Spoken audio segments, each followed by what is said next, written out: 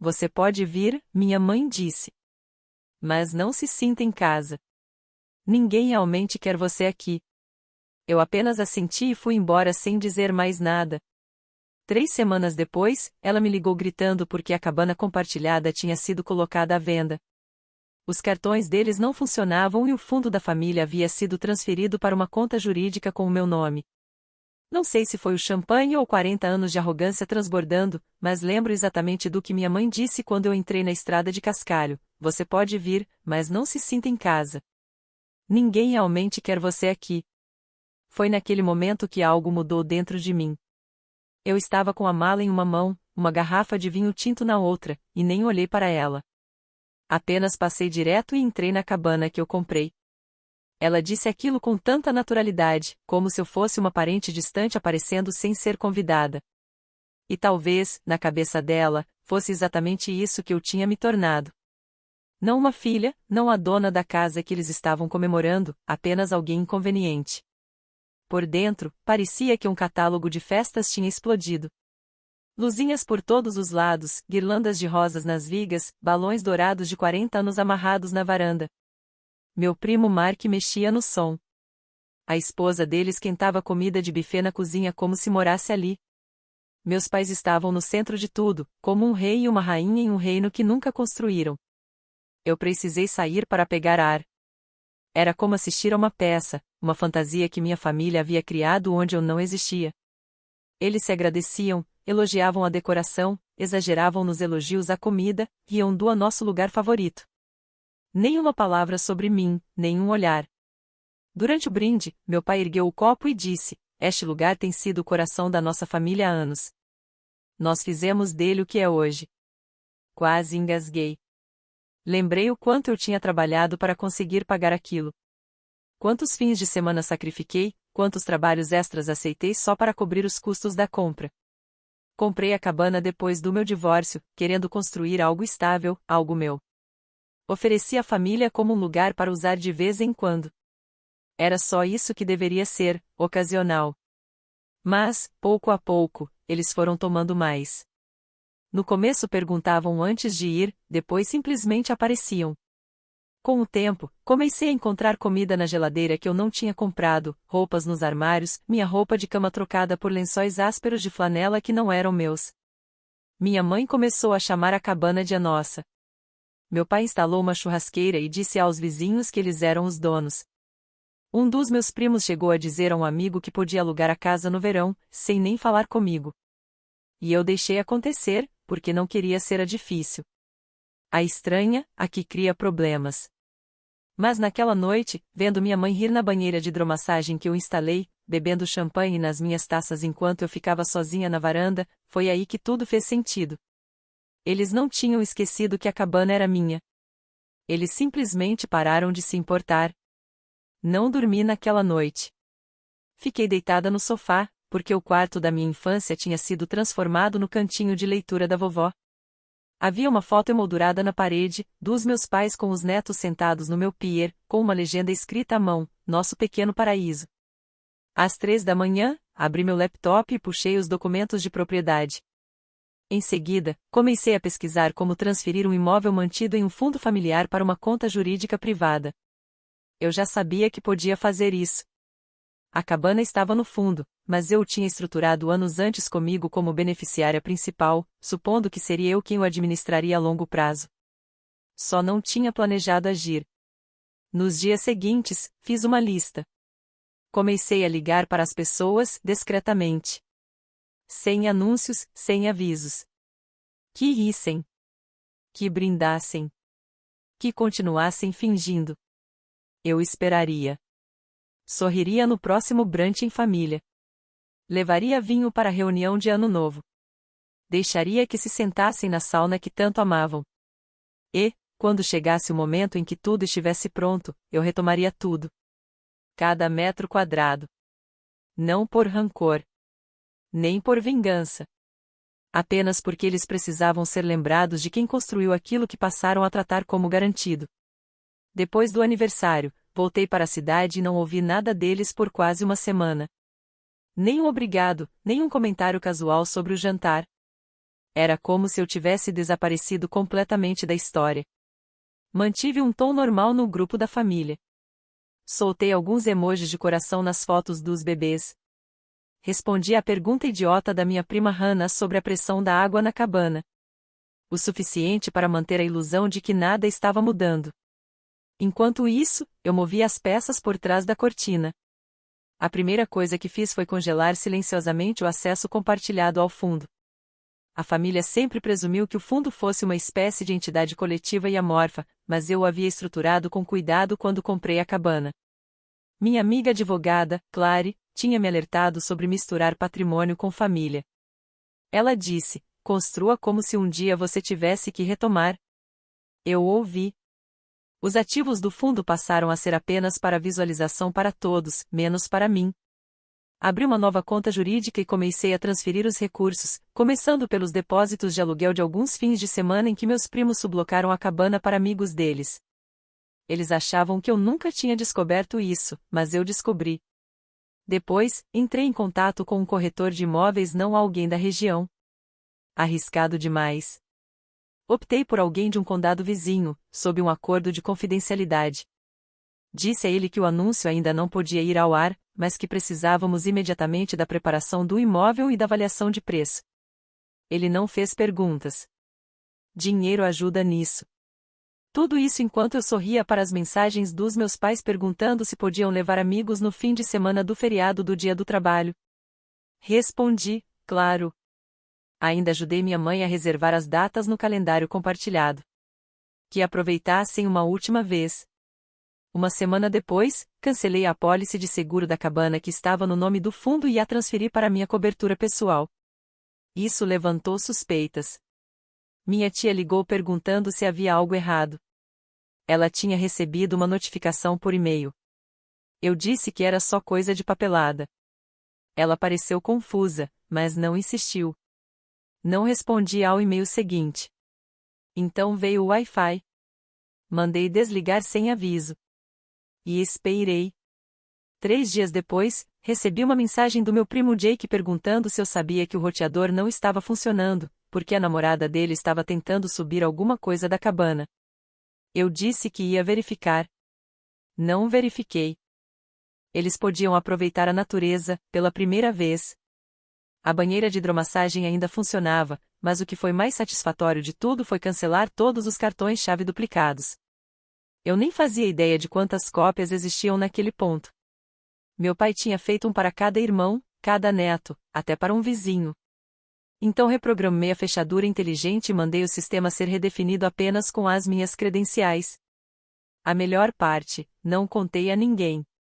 Naquele domingo, eles subiram para a cabana para um fim de semana em família sem me avisar. Não que alguma vez tenham achado que precisavam avisar. Eu esperei. Levou cerca de 2 horas até meu telefone tocar. Era minha mãe. Ela não começou com um oi. Por que a porta não abre? Eu disse que não sabia. Provavelmente alguma falha técnica. Tentamos todos os cartões. Não funciona. Você não trouxe a chave reserva. Houve uma pausa. Ela disse algo abafado para o meu pai e depois voltou para a linha. Você consegue resolver isso? Eu disse que estava fora da cidade e que não podia fazer nada até a semana seguinte. Eles voltaram naquela mesma noite, 3 horas depois de terem descarregado caixas térmicas, bolsas de praia e cadeiras de jardim. Foi aí que eu soube que isso ia funcionar. Não seria barulhento. Não seria dramático. Seria silencioso, frio e imparável. Eles não viriam o pior chegando até ser tarde demais. Curiosamente, eles não entraram em pânico de imediato. Nas primeiras semanas depois que as fechaduras foram trocadas, o Wi-Fi cortado e os serviços transferidos para fora dos nomes deles, eles acharam que era só um problema técnico. Minha mãe deixou recados de voz como se estivesse ligando para o atendimento ao cliente. Calma, objetiva, cheia de direito, dizendo coisas como: só estou conferindo de novo, me avisa quando estiver resolvido. Meu pai me mandou um print de uma mensagem de erro quando tentou acessar o painel do fundo familiar. Eles ainda não tinham percebido que estavam sendo excluídos de algo que nunca foi realmente deles. Eu os ignorei completamente. E, Quando isso não funcionou, comecei a ser copiada em e-mails passivo-agressivos enviados para toda a família. Minha tia encaminhou um para todos dizendo: não sei se o sistema da cabana caiu ou se a Bárbara mudou alguma coisa sem nos avisar. Li essa frase 2 vezes. Mudou alguma coisa sem nos avisar. Essa parte quase me fez rir. Eles tinham mudado tudo ao longo dos anos. As fechaduras, os móveis, a pintura, a forma de uso, e em nenhum momento alguém achou que precisava me consultar. Minha mãe chegou a transformar o armário de casacos do andar de baixo em despensa, porque disse que o meu sistema era ineficiente. E agora eles estavam se debatendo, perdidos, com todas aquelas pequenas certezas desmoronando. Ficou ainda pior quando a água foi cortada. Eles tinham ido para lá numa sexta-feira à noite, de novo sem avisar, com alguns amigos. Não sabiam que eu tinha agendado uma inspeção hidráulica e mandado fechar as tubulações enquanto a equipe do corretor fazia uma vistoria para possíveis compradores. Eles me ligaram 6 vezes em 1 hora. Depois meu pai me mandou uma única mensagem: que diabos você está fazendo? Eu não respondi. Aquele foi o fim de semana em que tudo veio à tona. Na segunda-feira de manhã, eu estava no trabalho quando meu celular começou a vibrar sem parar. Ligações, mensagens, e-mails. Primeiro foi minha mãe, depois minha prima Ashley, depois minha tia, e então os 3 ao mesmo tempo, porque a essa altura o anúncio já tinha ido ao ar. O corretor publicou no site dele sem o endereço, apenas a descrição: propriedade à beira do lago atualizada, com pier privativo, sauna, banheira de hidromassagem e 2 lareiras. Apenas para interessados sérios. Eles encontraram facilmente. E, em vez de me ligar com calma, começaram a fazer o que minha família sempre faz quando não consegue o que quer: se uniram contra mim. Recebi e-mails de parentes de quem eu não ouvia falar havia anos. Alguns tentaram ser educados, dizendo que estavam confusos e preocupados. Outros foram direto para a fúria. Meu primo Eric disse que eu era mentalmente instável e que claramente precisava de ajuda. Minha mãe me acusou de estar agindo assim por ciúmes da proximidade que todos os outros tinham. Aquilo tocou num ponto sensível. Ela realmente acreditava que eu era amarga por estar do lado de fora, como se eu mesma tivesse me colocado ali. Como se eu não tivesse tentado por anos me encaixar, contribuir, fazer parte de algo. E agora, no momento em que eu retomava algo que era meu, eu virava a vilã. Naquela noite, eles tentaram uma última jogada. Tentaram acessar novamente a conta do fundo. Não apenas para olhar, mas para sacar dinheiro. Meu pai deve ter achado que ainda tinha alguma permissão escondida. Recebi um alerta de fraude imediatamente. O sistema sinalizou várias tentativas de login fracassadas e uma transação suspeita ligada a um cartão no nome dele. Liguei para o banco e pedi para congelar tudo, exceto o meu acesso. 5 horas depois, minha mãe me ligou de novo. Deixei tocar.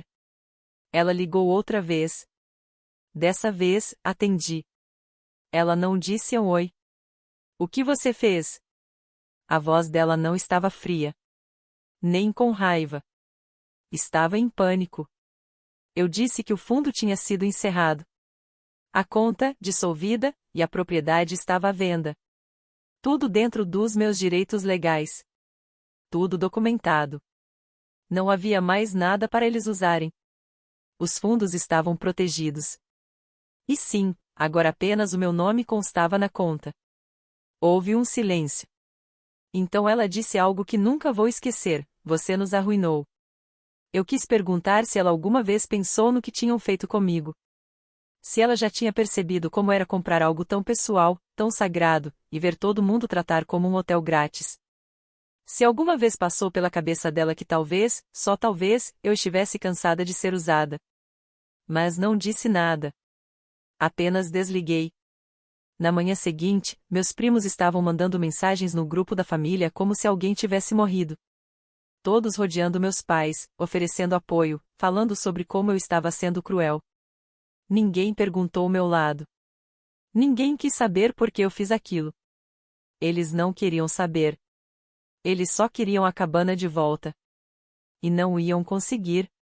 No fim daquela semana, não me surpreendeu que eles tivessem virado todo mundo contra mim. O que eu não esperava era a rapidez com que tudo desmoronou. Não só os relacionamentos, mas todo o castelo de cartas deles. Tudo começou com o cheque da aposentadoria do meu pai. Aparentemente, havia mais de um ano que ele direcionava o depósito para a conta corrente do fundo. Eu não sabia disso até o banco ligar para confirmar o encerramento definitivo. Quando a conta foi dissolvida, o depósito automático voltou. Os fundos de reserva dele também ficaram congelados, porque ele havia misturado dinheiro pessoal com despesas do fundo. Eu não planejei isso, mas também não impedi. Depois veio o problema do cartão. Minha mãe vinha usando um dos cartões de crédito do fundo para compras de supermercado, pedidos na Amazon, até estadias aleatórias em hotéis. Quando fechei a conta, todas as cobranças pendentes foram recusadas. Uma semana depois, ela apareceu no salão de beleza e não conseguiu pagar. Fez um escândalo e saiu deixando metade da conta em aberto. A dona do salão era uma antiga amiga minha do ensino médio. Fiquei sabendo da história antes do almoço. Enquanto isso, o corretor me ligou para dizer que tínhamos 3 propostas fortes pela cabana. Uma delas era à vista. Dei sinal verde para seguir em frente de forma discreta, sem uma única conversa com alguém da minha família. E então, numa noite, recebi uma mensagem inesperada de alguém de quem eu não ouvia falar havia anos. Kyle. O ex-marido da minha prima mais velha. Ele e a Lisa tinham se divorciado 4 anos antes e a família praticamente o apagou da existência, como sempre fazem quando alguém sai do círculo. Mas aparentemente o Kyle ainda me seguia no Facebook. Ele tinha visto o anúncio da cabana. Perguntou com cuidado se eu estava bem. Disse que não queria se envolver, mas que já tinha sido vítima do que chamou de a máquina. Foi então que ele me contou algo que eu não sabia. Logo depois que o fundo foi criado, anos atrás, meus pais tentaram mudar a estrutura pelas minhas costas. Queriam transferir legalmente a propriedade para o plano patrimonial da família, o que daria copropriedade ao meu pai, à minha tia e, eventualmente, a todos os filhos deles. O banco barrou a mudança porque eles não constavam como beneficiários principais. Kyle tinha visto os e-mails naquela época. A Lisa o obrigou a ler tudo. Eles vinham tentando tirar isso de mim havia anos. Foi aí que percebi que não era só arrogância. Era um jogo longo. Eu nunca deveria ser a pessoa que ficaria com a cabana. Eles achavam que eu acabaria cedendo, entregando, talvez deixando como herança um dia. Eles não estavam apenas com raiva porque eu tomei de volta. Estavam com raiva porque o plano deles falhou. 2 dias depois de eu aceitar a oferta do comprador, meu tio foi internado. Um problema leve no coração. Ele ficou bem, mas o grupo da família explodiu. E quando eu não respondi, minha mãe me mandou mensagem no privado me culpando. Disse que o estresse de perder a cabana da família tinha colocado ele no hospital. Quase respondi, mas o que eu diria? Que talvez o coração dele tivesse aguentado melhor se ele não tivesse passado os últimos 3 anos me tratando como empregada doméstica. Que estresse é o que acontece quando a mamata acaba. Então fiquei em silêncio, e depois veio a pior parte. Era o aniversário das minhas filhas. Elas estavam completando 8 anos. Enviei os convites para toda a família com semanas de antecedência, como sempre fazia. Normalmente, eles apareciam com cartões, presentes e abraços forçados. Desta vez, ninguém apareceu. Nenhuma ligação, nenhuma mensagem, nem mesmo da minha prima Raquel, que todos os anos fazia biscoitos para elas. A única coisa que recebi naquele dia foi uma mensagem da minha mãe dizendo: "Não vamos entrar no seu jogo. Você fez a sua escolha." As meninas não entenderam. Perguntaram onde todo mundo estava. Eu disse que as pessoas estavam ocupadas. Mesmo assim, elas correram, brincaram e sopraram as velhinhas. Fiz o aniversário o mais especial que pude. Mas naquela noite, depois que elas dormiram, sentei no sofá olhando para as cadeiras vazias da sala de jantar e percebi algo para o qual não estava preparada. Eu tinha vencido, mas perdido a guerra. O dinheiro caiu na minha conta numa manhã de quinta-feira. O valor era maior do que eu jamais imaginei ver numa única transação. Fiquei encarando a tela por quase 10 minutos. Deveria ter parecido uma vitória. Em vez disso, fiquei ali, de roupão, segurando o café, como se aquilo pudesse explicar o que vinha a seguir. A cabana tinha ido embora. Vendida para um casal do Arizona que queria um refúgio tranquilo e não ligava para legados familiares nem memórias de banheira de hidromassagem. Eles já tinham contratado gente para demolir a cozinha e arrancar os beliches. Estava oficialmente acabado. Não contei a ninguém. Nem para minha mãe, nem para meu pai, nem mesmo para a prima Raquel, que costumava dizer que eu era sua irmã de outra mãe. Deixei a notícia chegar até eles do mesmo jeito que a indiferença deles sempre chegou até mim, em silêncio. Eu não esperava o que veio depois. Uma semana depois, a caminhonete do meu tio foi filmada pela câmera Ring dos novos donos, parada na entrada. Ele estava na porta, segurando uma caixa de cerveja e uma vara de pesca, completamente perdido. Só fiquei sabendo quando o proprietário enviou o vídeo ao meu corretor, perguntando quem era aquele estranho e por que ele tinha um cooler cheio de carne crua e nenhum lugar para ir. Aparentemente, eles tinham ido até lá achando que poderiam me fazer entrar em razão. Meu pai disse aos novos donos que eu não tinha o direito de vender o lugar, afirmou que a cabana pertencia à família. O novo dono respondeu que a papelada não dizia isso. Em seguida, chamou o xerife. Foi aí que tudo realmente começou. Em poucos dias, a história se espalhou não só pela minha família imediata, mas além.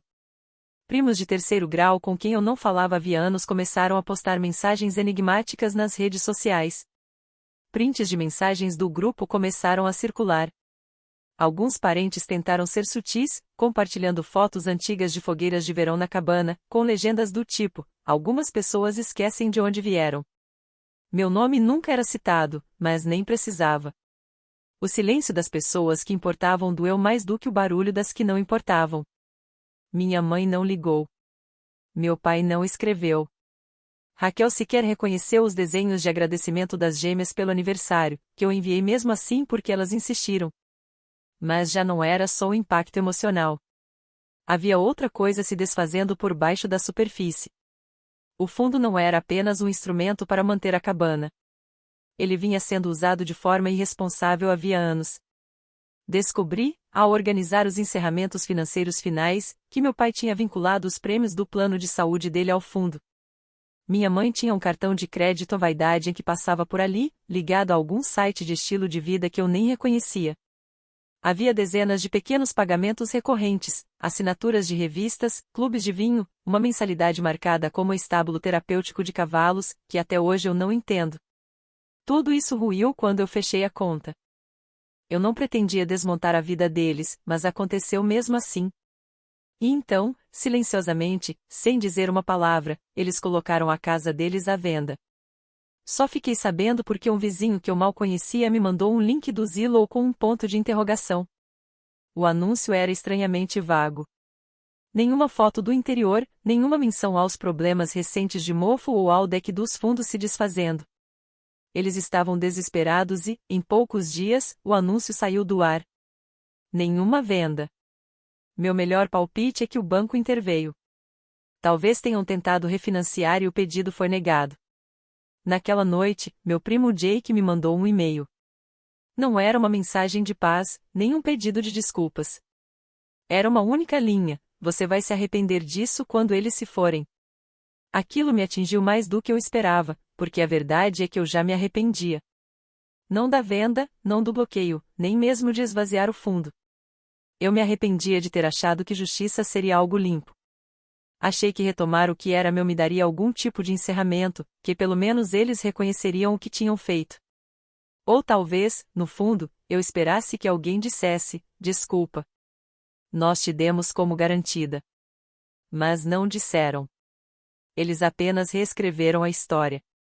Agora eu era a filha ingrata, a sobrinha sem coração, a que a surtou, a que estragou o Natal. Eles eram tão bons em distorcer as coisas que provavelmente passaram a acreditar nisso também. Então veio a carta. Uma de verdade, em um envelope gasto, sem remetente. Dentro, havia um cartão. Um cartão branco simples, com uma única frase escrita à mão: você esqueceu quem te criou. Sem assinatura. Não precisei adivinhar. Eles não estavam quebrados. Não de verdade. Apenas machucados e esperando. Porque pessoas assim não mudam. Elas se reorganizam. Constroem uma nova história. Uma em que são as vítimas. E em que eu sou o erro. E talvez eles já tivessem começado a contá-la. Já se passaram 3 meses desde que a venda foi concluída. A cabana já era. O fundo também. E foi junto qualquer ideia de família que eu achava que ainda tinha. Algumas manhãs, eu acordo e esqueço que tudo isso aconteceu. Por um minuto, penso que preciso checar o calendário de reservas ou lembrar minha mãe de não usar o banheiro de cima porque os canos congelam cedo. Aí eu lembro que não preciso mais fazer nada disso. Ninguém vem. Ninguém pede. Ninguém sequer tem a chave. O dinheiro ainda está lá. A maior parte, pelo menos. Eu não mexi no grosso. Ele fica parado numa conta de alto rendimento, esperando por algo que eu ainda não sei o que é. Usei só uma pequena parte para algo que nunca pensei que compraria. Um apartamento pequeno, moderno, silencioso. Fica um pouco fora da cidade. 2 quartos, uma varanda e uma vista de árvores que ficam vermelho sangue no outono. Tem piso aquecido, que as meninas adoram. Comprei pantufas felpudas iguais para elas e uma estante cheia de histórias sobre pessoas que fazem coisas difíceis. Começamos a ler um capítulo toda noite. Elas não perguntam mais sobre a cabana. Perguntavam, principalmente logo depois do aniversário em que ninguém apareceu. Aquela foi a parte mais difícil. Perguntaram se a vovó e o vovô estavam doentes ou talvez viajando. Perguntaram se a Raquel tinha esquecido. Perguntaram se o bolo tinha sido o motivo. Eu disse que não para tudo isso. Com o tempo, elas pararam de perguntar. Crianças se adaptam mais rápido que adultos. Acho que elas só precisavam saber que eu ainda estava ali. Eu ainda estou aqui, mas não sou a mesma. Às vezes passo por fotos de família nas redes sociais. Minha mãe posta imagens com legendas como abençoada por ter o que realmente importa, em fotos dos filhos dos meus primos brincando no quintal de outra pessoa. Eles recriaram as antigas tradições em outro lugar. Novos dias de lago, novas fogueiras, novas versões da mesma história de sempre. Eu não estou em nenhuma delas. Nem sequer sou mencionada. Minha prima Raquel se casou no mês passado. Não fui convidada. Descobri por uma foto marcada no perfil de outra pessoa.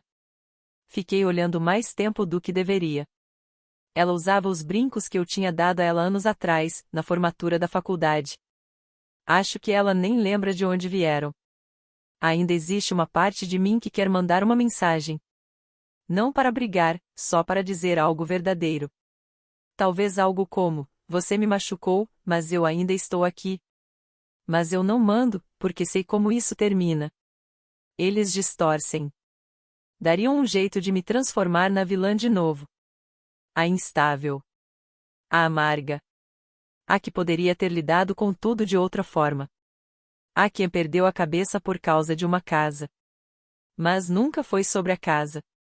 Foi sobre ser apagada de um lugar que eu construí. E talvez, sim, uma parte de mim tenha quebrado. Mas não porque eu quisesse machucá-los. Quebrou porque eu queria ser vista. E agora eu sou. Por 2 meninas pequenas que sabem que, quando alguém tira demais de você, você não é obrigada a continuar dando. Que você pode dizer não. Que você pode ir embora. Que pode recomeçar, mesmo que isso custe tudo. Às vezes, ainda penso na cabana tarde da noite, quando a casa está silenciosa, a lava-louça zumbindo ao fundo e eu dobrando roupa. Imagino o pier, a fogueira, o vapor subindo da banheira de hidromassagem na neve. E me pergunto se os novos donos trocaram o balanço da varanda ou se o mantiveram. Mas eu não me arrependo. Perdi uma família, mas me recuperei. Atualização: já faz 1 ano desde que vendi a cabana. Ninguém falou comigo desde então. Nenhum cartão de fim de ano, nenhuma mensagem, nem sequer um feliz aniversário genérico. O silêncio se manteve, não por acaso, mas por escolha. Eles deixaram claro que eu tinha sido cortada, e seguiram com isso. As meninas estão bem. Elas quase não falam mais da família. Às vezes perguntam se vão ver a vovó de novo, mas já pararam de perguntar quando. Acho que isso diz tudo. Quanto a mim, não olhei para trás. Usei um pouco mais do dinheiro. Criei um fundo universitário para as 2. Quitei meu carro e marquei uma viagem só para nós 3 no próximo verão. Um lugar longe, com água de outra cor e sem os fantasmas de um pier que um dia foi meu. O que mais me surpreendeu neste último ano não foi o quanto a vida ficou silenciosa. Foi o quanto esse silêncio se tornou pacífico. E, nesse silêncio, comecei a escrever de novo. Coisas pequenas, anotações, pedaços do que aconteceu, só para mim. Talvez um dia eu mostre às meninas, quando forem mais velhas. Não para que tomem partido, mas para que entendam que você pode se afastar de pessoas que ama. Especialmente quando são elas que transformaram o amor em algo condicional e, ainda assim, você pode continuar sendo inteira.